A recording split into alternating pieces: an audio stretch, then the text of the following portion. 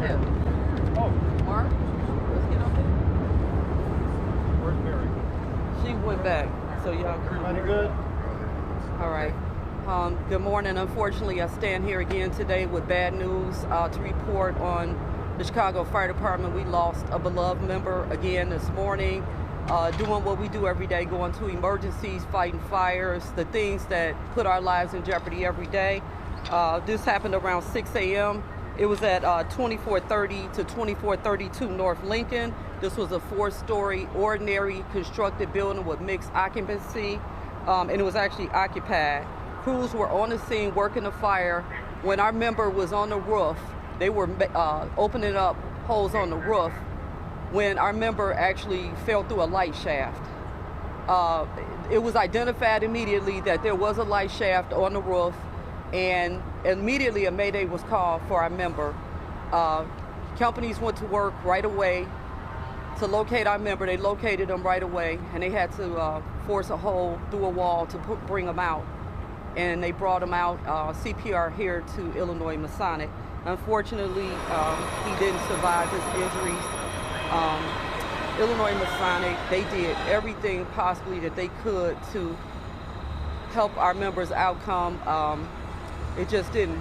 He sustained significant injuries, and we are so very grateful to the Illinois Masonic team, to the doctors, and to all the team members who came and supported his family. Right now, his wife is here, and her parents, his mother is on her way here.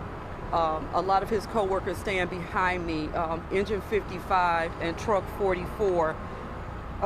We called him, his real name is firefighter EMT Andrew Price. Everybody called him Drew. We knew him as Drew. We all knew Drew.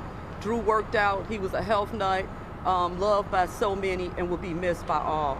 We ask that you keep the Chicago Fire Department in your prayers, and his family especially, as they realize what so many other families have this year, that this job is a very, very, very dangerous job. And we go to work and we never know if we'll come home. So we just ask for everybody to continue to pray for us, pray for his family, and especially his co-workers behind me that still have to go back to work and do this job without their team member. So thank you. Oh, well, a really, really good friend of mine. I know Drew from working out. He was a workout nut. So an instructor at the academy, Daryl Johnson, who's a lieutenant, he texted right away to ask me, is that Drew? And I go, Andrew? He said, you know, we call him Drew. I'm like, oh, Drew, that Drew. And you know, just that kind of guy, a leader, you know, a great firefighter. He got co-workers here. His chief is here, his captain, his lieutenant, all of them are here. They work with him side by side.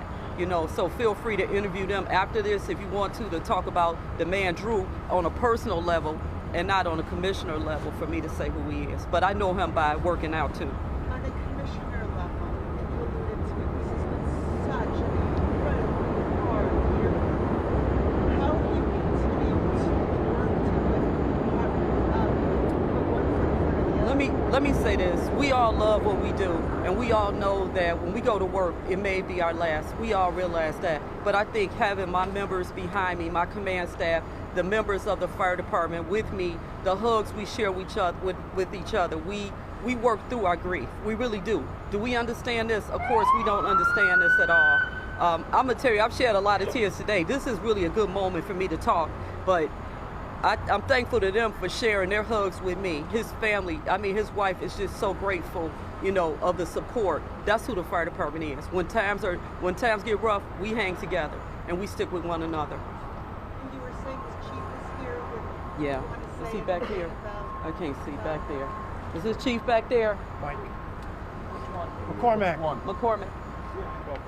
Come on. Hey, Trish. Okay. It's the chief. Good morning, everybody. I'm Battalion Chief Mike McCormick, 12th Battalion. Apologies, Chief. Can you walk and get a little bit more centered? Sure. Let's switch. Okay. Good morning. My name is Michael McCormick. I'm Battalion Chief assigned to Battalion 12. I'll give you a brief synopsis. We got this still after 5:30 this morning. I don't know exactly how much after. We arrived on the scene. There was light smoke, barely any smoke, met by a 45-year-old female, presumably the caller. she indicated that there was a fire in the kitchen. Engine 55 arrived on the scene with truck 44. Truck 44 put a ladder to the roof to assist in vertical ventilation. Engine 55, along with truck 44, forced the front door. When the door was open, there was more smoke visible. The lady in the front of the building walked me around to the rear to show me there was a lot more smoke back there. The door was open. At that time, I informed my second engine, engine 22, to go to the rear of the alley, to proceed to the alley. They were not on the scene yet. They proceeded to the alley. There was a hydrant on Fullerton Avenue that they could make. Tower 10 arrived on the scene. They also assisted engine 22 in the rear.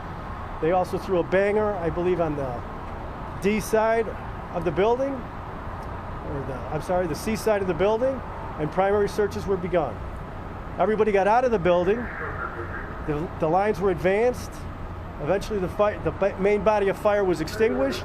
There was still hot pockets that we were searching around when the tragedy happened, and firefighter Andrew Price, we were notified of the Mayday prior to that, and then we called for the Mayday, gave us a Stillen box and a EMS Plan 1,